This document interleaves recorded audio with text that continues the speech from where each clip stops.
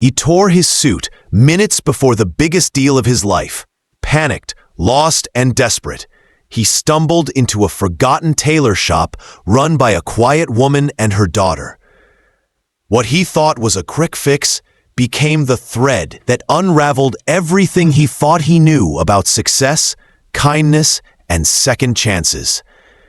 And when he returned, what he found waiting would change not just their lives, but his own, forever. If you're new to the channel, make sure to subscribe, like the video, and tell us in the comments where you're watching from. Now, let's jump into the story.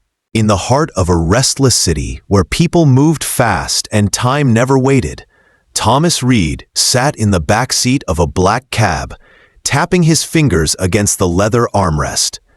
He was a man used to pressure. As a senior strategist for a top investment firm, Thomas lived on deadlines and decisions. But this day felt different. The stakes were higher. In less than 30 minutes, he had to pitch a deal worth millions, one that could launch him into partnership or leave him behind. Outside the cab, traffic was frozen. The morning rush had turned into gridlock. Horns blared. Bikes weaved dangerously between cars. The driver muttered apologies, but Thomas wasn't listening. He glanced at his watch again. 27 minutes. He couldn't be late. Not today. He pulled open the cab door without warning. The driver called after him, but Thomas was already gone. His polished shoes hitting the pavement. He clutched his portfolio and jacket tight against him and began to move. Every shortcut he knew came back to him. Alleys, side roads, service lanes. He moved like someone chasing time, not walking through it. He turned into a narrow alley lined with dumpsters and broken pavement. It was quiet here, just the buzz of a flickering light and the distant hum of city noise. But then it happened. A sharp tug at his side, like the hand of fate grabbing hold. His jacket caught on a rusted metal cart. He pulled free with force, but not before the sound of tearing fabric reached his ears. He froze. Slowly he looked down. The jacket was torn badly along the side. The same jacket he had chosen to impress the client. Sharp navy blue, tailored, expensive. Now it looked careless, messy. He could already picture the disapproving glance of the client, the judgment, the assumptions. He spun around, looking for help, for anything. And then he saw it. Tucked between two taller buildings was a small, barely noticeable shop. The sign above it read simply, "Tailor and Me," faded letters, peeling paint. The front window displayed mannequins dressed in half-finished clothes.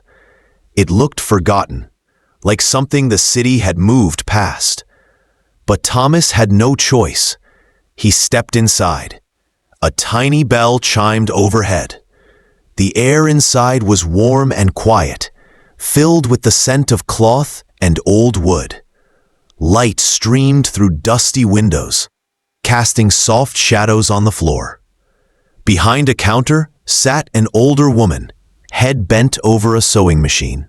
Her hands moved with confidence, threading and stitching like it was second nature. In the corner, a girl no older than 12 sat with her head buried in a workbook. Her pencil scratched across the page, her lips moving slightly as she read under her breath. Thomas hesitated, unsure of how to speak in a place so still. But the woman looked up, calm and patient. "Can I help you?" she asked. He held out the torn jacket, trying to steady his voice. "I have a very important meeting. I need this fixed. Please." "I don't have long." She didn't rush, didn't ask questions. She took the jacket in her hands and examined the tear. "Give me 7 minutes," she said. Thomas blinked. "Seriously? Seriously?" Without another word, she got to work. Her fingers moved fast, but carefully. She reached into a box and pulled out a small piece of fabric, a deep gray patch embroidered with a delicate flower. She placed it over the tear and began stitching. Thomas watched in silence, still catching his breath. The girl in the corner didn't look up. Her pencil kept moving. He noticed how worn the book was, how the cover had started to peel. He noticed the woman's hands, strong, steady, marked by years of labor. This wasn't a place of luxury. It was a place of survival. 7 minutes passed. The woman tied the last knot, snipped the thread, and handed back the jacket. "Done," she said. Thomas looked at it. The patch was subtle, tasteful. If you didn't know it was there, you might think it was part of the design. He reached into his pocket. No cash, just cards. He frowned. "I don't have any cash on me. I can come back, or—" She shook her head. "No charge." "I can't let you do that," he insisted. She gave a small smile. "You looked like you needed help, not a receipt." He opened his mouth to argue, but then stopped. What could he say? "Thank you" felt too small. He took the jacket, nodded, and stepped back into the sun. The city hadn't changed. Still loud, still busy. But something in him had. As he walked toward the glass tower, where his meeting would take place, the embroidered flower pressed gently against his chest. He didn't know it yet, but that small act of kindness was about to change everything. Thomas stepped through the tall glass doors of the building, the noise of the city replaced by a sterile silence that only money could afford. His footsteps echoed on the polished floors as he made his way toward the elevator. Everything about the place screamed precision, order, and expectation. He adjusted the collar of his suit, then paused. The flower, the small embroidered patch from the tailor shop, rested just over his heart. It was subtle, yes, but present. He almost removed the jacket. Almost. But something in him stopped. Instead, he straightened it and walked forward. Inside the conference room, the air was cool. Walls of glass framed the city skyline, and sunlight poured in from every angle. The table was long, sleek, and surrounded by people who didn't waste time. At the far end sat Margaret Kendall, the firm's most important client. Sharp eyes, sharp mind, and a reputation for demanding excellence. To her left sat Greg Lawson, Thomas's fiercest competitor. ... Greg leaned back in his chair, calm and collected. His expression carried the kind of smugness that came from never being late, never slipping. "Thomas," Margaret said, glancing at her watch, "just in time." "Apologies," Thomas replied smoothly. "Unexpected detour." Greg gave a chuckle. "Hope it wasn't too costly." Thomas ignored him. He placed his folder on the table and opened it with practiced ease. But as the meeting began, something unusual happened. Margaret's eyes moved from his face to his jacket, specifically the embroidered flower. She tilted her head ever so slightly. "Interesting detail," she said, tapping a pen against her notebook. "That stitching, handmade?" Thomas paused. He could have lied. He could have brushed it off, but he didn't. "Yes," he said. "A tailor fixed a tear this morning. I didn't have time to replace the jacket, so she patched it." "With embroidery?" He nodded. She didn't ask for payment, just helped. Margaret didn't smile, but her eyes lingered a little longer before she returned to her notes. The meeting resumed. Numbers, projections, market outlooks. Thomas delivered it all with clarity. He'd practiced for this. But there was a shift now. Something different in the way he spoke. Less mechanical, more grounded, more real. He didn't know it, but that 7-minute stop in a forgotten alley had given him more than a fixed jacket. It had anchored him. Greg tried to interrupt twice. Each time, Thomas held the room. He didn't raise his voice. He didn't need to. Confidence had replaced urgency. He wasn't trying to prove himself anymore. He was just being himself. The pitch ended. Silence followed. Margaret looked down at the proposal, then at Greg, then back to Thomas. "You both came prepared," she said, "but one of you understood the assignment." Greg leaned forward. Thomas stayed still. "We'll move forward with Thomas," she said. "Effective immediately."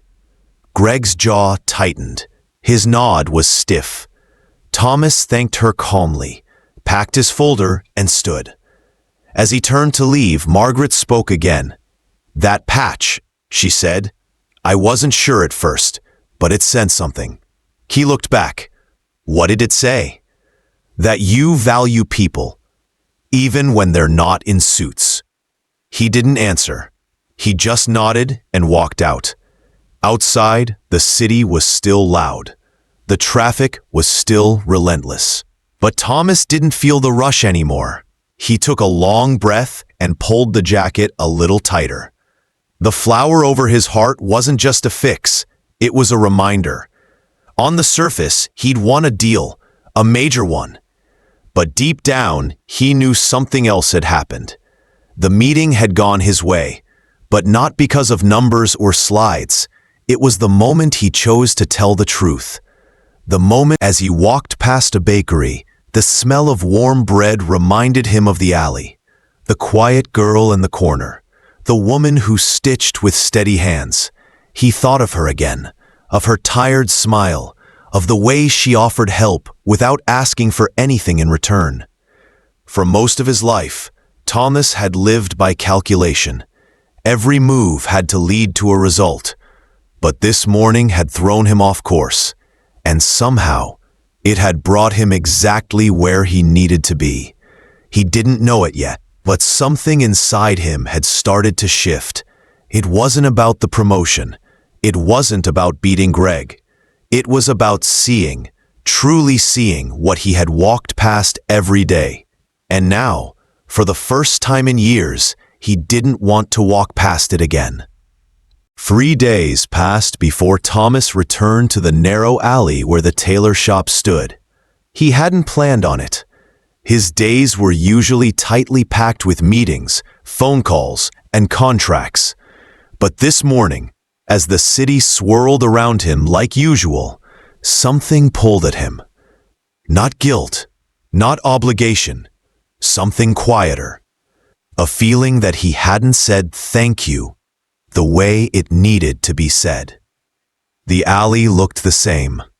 Dumpsters lined one wall, their lids propped open. Faded posters clung to brick, and there, barely visible between two tall buildings, was the same dusty window and cracked sign. Tailor and Mend. He stepped inside, the same soft bell ringing overhead. Mary looked up from behind the counter, her hands steady over the sewing machine. Her expression was calm, almost unsurprised. "You again," she said. Thomas gave a small nod. "I came to say thank you, properly." She studied him for a moment, then gestured to the chair beside her work table. "You can sit if you're not in a rush." He sat. The shop was quiet, filled with the hum of the sewing machine and the occasional creak of floorboards. Across the room, the girl, Emily, was back at the table with the worn workbook. Her pencil scratched softly as she solved another math problem. "She's focused," Thomas said, nodding toward the girl. Mary smiled. "Always is. Wants to be an engineer someday. She's got the work ethic for it. She gets that from her father," Mary said softly, still threading her needle. Thomas looked around the shop. Bolts of fabric leaned against the walls. Some looked untouched for years.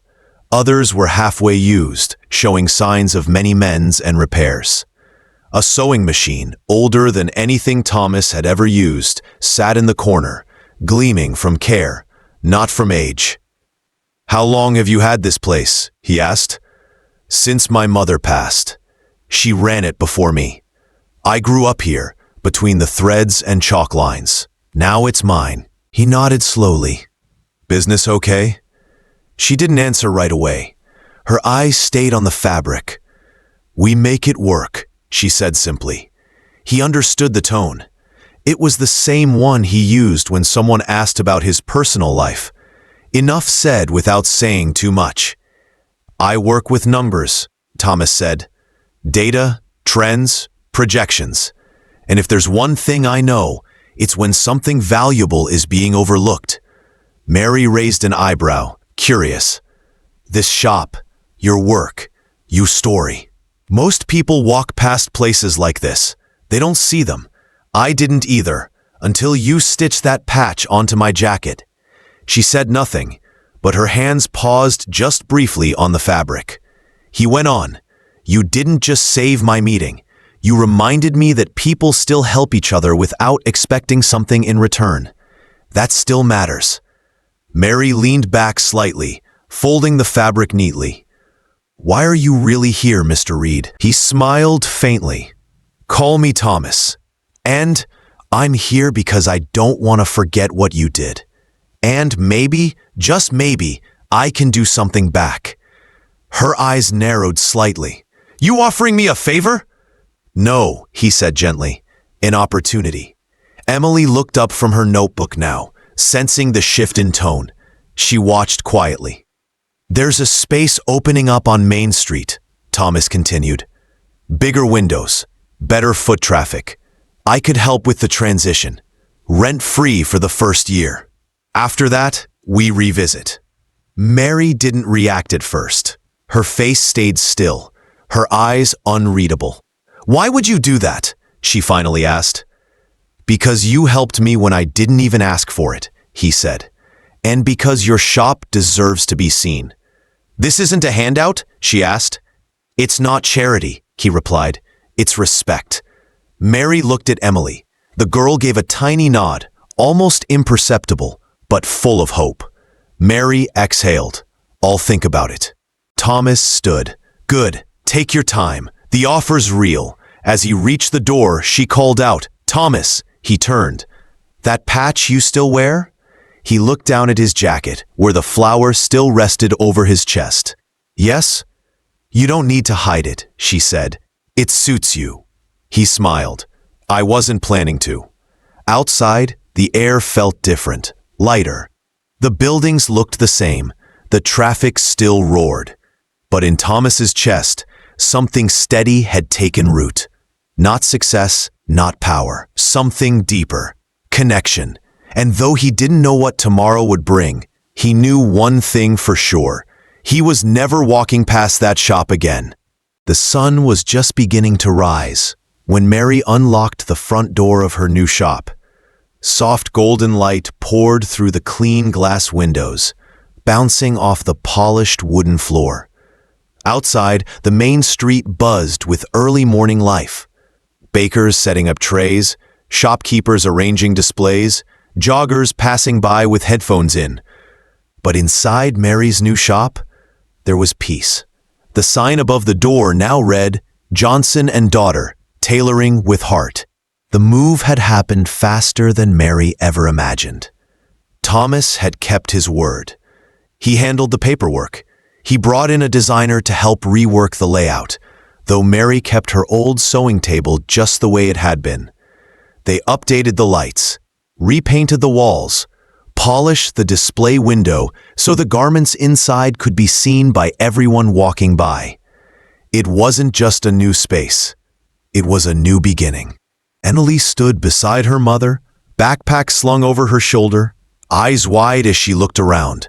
It had only been a week since they moved into the shop, but the difference was already visible. Business was steady. People stopped in. Some asked about custom suits. Others brought clothes to repair. And a few came in just to talk, to learn the story behind the stitching. Mary glanced at her daughter. You ready for school? Emily nodded, her smile soft but confident. Yeah, I like the new bus stop. It's right in front of a library. Good, Mary said, smoothing down her daughter's collar. We'll celebrate after your test today. As Emily headed out, Thomas stepped into the shop, holding 2 cups of coffee. He handed one to Mary, who accepted it with a quiet nod. You opened early, he said. taking in the bright space. Wanted to make sure everything was in place, she replied. Today's our first appointment with a wedding client. Already? He smiled. That's fast. Word travels, she said with a shrug, but there was pride in her voice. Thomas sat in one of the new chairs near the window. For the first time in years, he had taken a few days off from his usual schedule. No calls, no boardrooms, just quiet mornings and meaningful conversations. It's strange, he said after a moment, how much changed in such a short time. Mary looked up from her sewing. Not everything changed. No? He asked. You still wear that jacket? She pointed out. He smiled, running his fingers across the fabric. The embroidered flower still rested over his chest, its stitching neat and strong. Some things are worth holding on to. She nodded. You helped us more than you know. You helped me first. Outside, a young couple paused to look at the dresses in the window. They stepped inside moments later, the bell above the door chiming softly. Mary greeted them, her voice warm and welcoming. She led them to the back, where fabric swatches waited. Thomas stayed by the window, watching the way she moved. Confident, calm. Her hands had always been steady, but now there was something more behind them. Purpose. Later that afternoon, Emily returned from school, her test paper folded neatly in her hand. Mary unfolded it with care and smiled with the large red A at the top. Thomas gave her a thumbs up, and the girl beamed with pride. One day at a time, Mary whispered, placing the paper gently on the counter. Business continued into the evening. More customers came, some returning, some new. They asked for hems, for adjustments, for patches. Each person left with more than just stitched fabric. They left with care. As the sun began to set, casting soft orange light through the glass, Mary turned the shop sign to closed and took a seat beside Thomas. Do you ever regret it? She asked. Regret what? Taking the alley that day. Silence. It reminded those who passed by that sometimes the biggest changes begin in the smallest places. Not in towering office buildings, but in quiet corners. Not in loud speeches, but in quiet action. And as the lights dimmed inside the shop, Thomas stood to leave. He turned back once more to look at the sign above the door. Johnson and Daughter. A name that now meant something far beyond tailoring. A name that now meant home, hope, and heart.